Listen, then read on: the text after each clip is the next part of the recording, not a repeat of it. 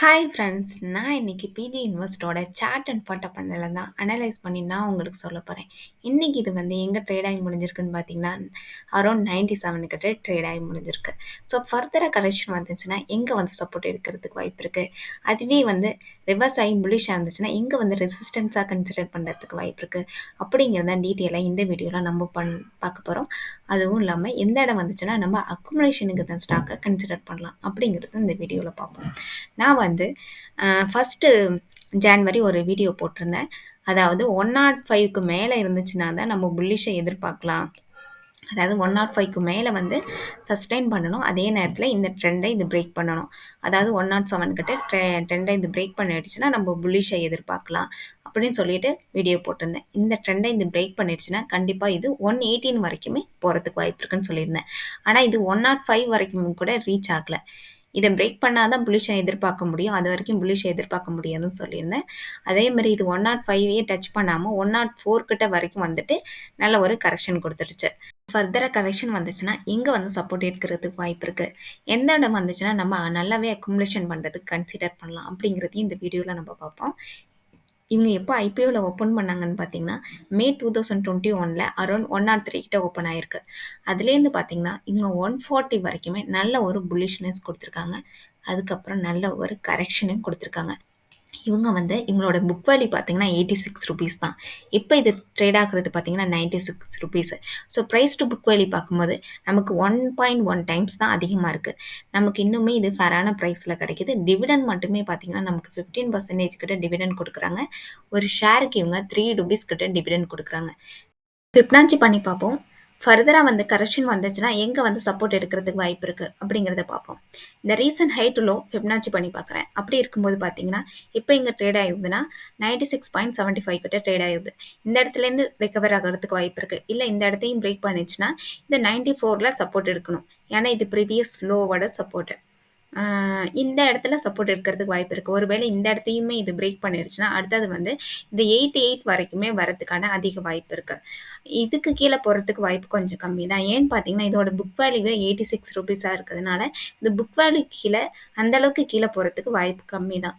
அதனால இந்த இடம் வந்துச்சுன்னா நம்ம நல்லாவே அக்குமுலேஷன் பண்ணலாம். எப்பவுமே ஒரு ஸ்டாக்ல இன்வெஸ்ட்மெண்ட் பண்ணணும்னா ஒரே டயத்துல எல்லா அமௌண்ட்டையும் ஒரே டயத்துல போட்டுறாதீங்க. ஒரு 10,000 இன்வெஸ்ட்மெண்ட் பண்ணணும்னு நினைச்சீங்கன்னா கொஞ்சம் கொஞ்சமா ஸ்ப்ளிட் பண்ணி இன்வெஸ்ட்மெண்ட் பண்ணுங்க. உங்களுடைய இன்வெஸ்ட்மெண்ட் வேல்யூ 10,000 கிட்ட இருந்துச்சுன்னா ஃபர்ஸ்ட் டார்கெட்டா ஒரு 500 கிட்ட இதே ப்ரைஸ்லயே நம்ம கன்சிடர் பண்ணலாம். இதுக்கு கீழே வரும்போது 94 கிட்ட வந்துச்சுன்னா ஒரு 2,000 கிட்ட நம்ம கன்சிடர் பண்ணலாம். அதுக்கு கீழே ஒரு 90 வந்துச்சுன்னா நம்ம ஒரு 3,000ஆவே நம்ம கன்சிடர் பண்ணலாம். அதுக்கு கீழே வருதா 88 தான். ஸோ இந்த இடம் வந்துச்சுன்னா நம்ம 4,000ஆவே கன்சிடர் பண்ணலாம். இப்போ ஓவராலாக உங்கள்கிட்ட 9,500 கிட்ட இன்வெஸ்ட்மெண்ட் பண்ணியிருப்பீங்க 88 கிட்ட ப்ரைஸ் வரும்போது. ஸோ ஒரு பேலன்ஸாக ஒரு 500 கிட்ட உங்கள்கிட்ட ஹோல்டிங்கில் இருக்கும்.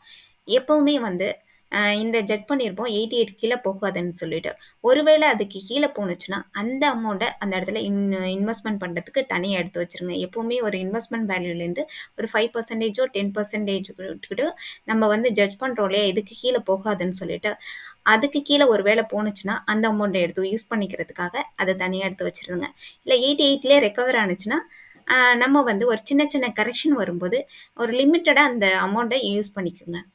இந்த இடத்துலேருந்தே இது ரெக்கவர் ஆகுது. அதாவது 96.75லேருந்தே ரெக்கவர் ஆனுச்சுன்னா, அடுத்ததா எங்க டார்கெட் இருக்கு, ரெசிஸ்டன்ஸ் இருக்கிறதுக்குன்னு பார்த்தீங்கன்னா, ₹100 வரைக்கும் மேல போறதுக்கு வாய்ப்பு இருக்கு. ₹100க்கு மேலேயும் போணுச்சுன்னா, இது 105 வரைக்கும் போறதுக்கு வாய்ப்பு இருக்கதா காமிக்குது.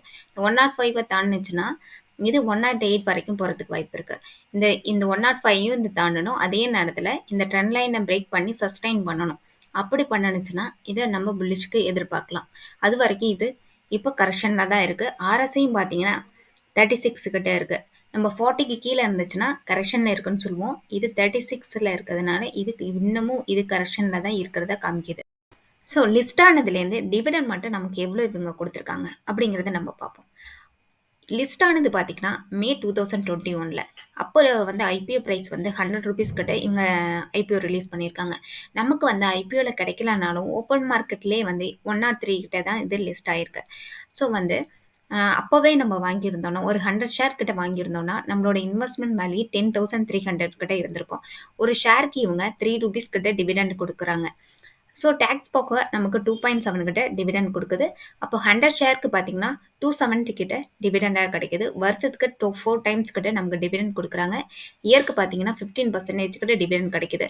இது வரைக்கும் லிஸ்ட் ஆனதுலேருந்து 10 டைம்ஸ் கிட்ட இவங்க டிவிடெண்ட் கொடுத்துருக்காங்க. ஃபர்ஸ்ட் டைம் மட்டும் இவங்க 4.5 ருபீஸ் கிட்ட டிவிடெண்ட் கொடுத்துருக்காங்க. அதுக்கப்புறம் பார்த்தீங்கன்னா ரெகுலராக இவங்க 3 ருபீஸ் கிட்ட டிவிடெண்ட் கொடுத்துட்ருக்காங்க.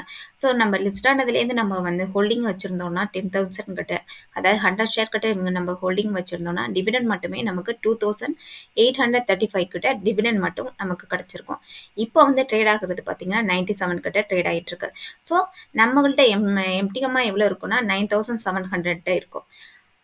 ஓவராலாக பார்க்கும்போது நமக்கு வந்து 600 கிட்ட நெகட்டிவாக காமிக்கும் எம்டிஎம். ஆனால் வந்து டிவிடெண்ட் மட்டுமே இவங்க நமக்கு வந்து 2,835 கொடுக்கறதுனால நம்மளோட எம்டிஎம் வந்து 12,535 கிட்ட ஹோல்டிங்கில் இருக்கும். நம்ம வந்து 10,300 இன்வெஸ்ட்மெண்ட் பண்ணியிருக்கோம். டிவிடெண்ட் மட்டும் 2,835 கிட்ட டிவிடெண்ட் கிடச்சிருக்கு. லாஸ் போக பார்த்தீங்கன்னா இப்போ ஹோல்டிங்கில் வந்து 12,535 கிட்ட ஹோல்டிங்கில் இருக்குது. ஸோ நமக்கு இன்னுமே ப்ராஃபிட்டில் 2,235 கிட்ட ப்ராஃபிட்டில் இருக்கும். லாஸ் போகுமே ப்ராஃபிட்டில் 2,235 கிட்ட ப்ராஃபிட்டில் தான் இருக்கும். என்னுடைய ப்ராஜெக்ட்டுக்காக இவங்க நிறைய லோன் வாங்கியிருப்பாங்க. ஸோ பேங்க்கோட இன்ட்ரெஸ்ட் ரேட் வந்து அதிகமாக இருக்கிறதுனால இவங்க வந்து அதிகமாக இன்ட்ரெஸ்ட் பே பண்ணுறதுனால வந்து இவங்களோட ப்ராஃபிட் கம்மியாக காமிச்சிட்ருக்காங்க. ஸோ பேங்க்கோட இன்ட்ரெஸ்ட் ரேட் வந்து ரெடியூஸ் ஆனிச்சுன்னா இவங்களுடைய ப்ராஃபிட்டும் அதிகமாகவும் ஃப்யூச்சரில் இவங்களோட ப்ரைஸும் அதிகரிக்கிறதுக்கு நிறைய வாய்ப்பு இருக்குது. பேங்க்கோட இன்ட்ரெஸ்ட் ரேட்டை இவங்க பேங்க் வந்து ரெடியூஸ் ஆகும்போது இதனோட ப்ரைஸும் ஏறதுக்கான அதிக வாய்ப்பு இருக்குது. இப்போ வந்து இது கரெக்ஷனில் இருக்கிறதுனால இது ஒரு நல்ல ஆப்பர்ச்சுனிட்டியாக பார்த்து நம்ம இன்வெஸ்ட்மெண்ட் பண்ணுறதுக்கு கன்சிடர் பண்ணோன்னா ஃப்யூச்சரில் இதோட ப்ரைஸ் ஏறும்போது நமக்கு டிவிடெண்ட் கிடைக்கும். ப்ளஸ் இதோட ப்ரைஸ் ஏறும்போது நல்லாவும் பெனிஃபிட்டாக ஆகும். ஸ்டாக் மார்க்கெட்டுக்கு புதுசாக இருக்கவங்க இதை கன்சிடர் பண்ணலாம். ஏன்னா இது வந்து புக் வேல்யூவோட ஃபேரான ப்ரைஸில் தான் இப்போ வந்து ட்ரேட் ஆகிட்டுருக்கு.